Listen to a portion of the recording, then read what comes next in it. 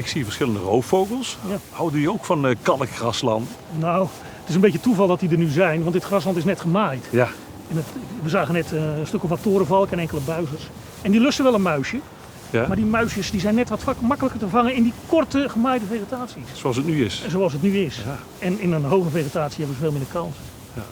En dat maakt onderdeel uit van het beheer, zeg je? Ja, Het maaien. ja. Nou, kalkgrazanden worden of gemaaid, zoals hier op de Doevenberg, of vaak met schapen begraasd. Dat doen we bijvoorbeeld bij de Bemelenberg.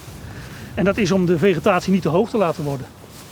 Ja, hier gaat het er ook weer om dat je soorten die je misschien een beetje wil terugdringen, dat je die aanpakt door ze weg te maaien. En dan halen we het hooi weg. En dan ligt het gebied er weer mooi bij voor het volgend voorjaar om alle planten te laten kunnen opkomen. Ja.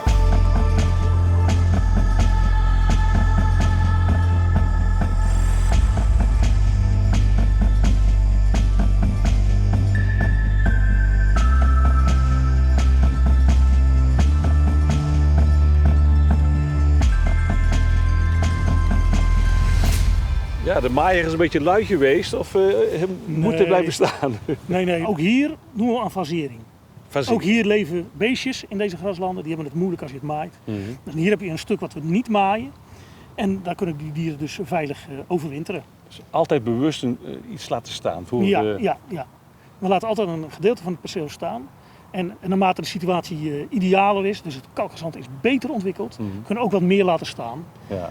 Als je dit niet maait, je doet een aantal jaren achter elkaar, ja, dan krijg je ook hier verruiging. Want ik zie daar de eerste meidoorn alweer opkomen. Ja, en die hoort er niet? Tenminste niet Nou, in in graslanden horen, er mag echt wel eens een keer een struikje staan. Ja.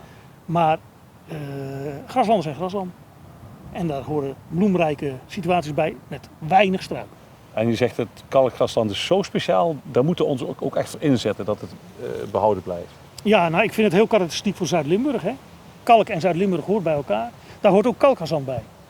En je zou dit kunnen laten verdwijnen, dat is helemaal niet moeilijk. Hè. Je beheert het bijvoorbeeld niet, dan wordt het bos.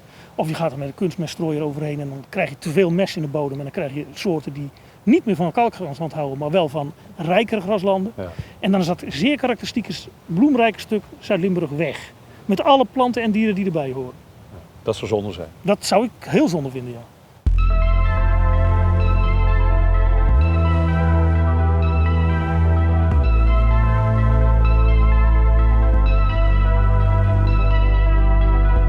Op dit moment is er een project gaande. Dat wordt getrokken door de Universiteit van Wageningen.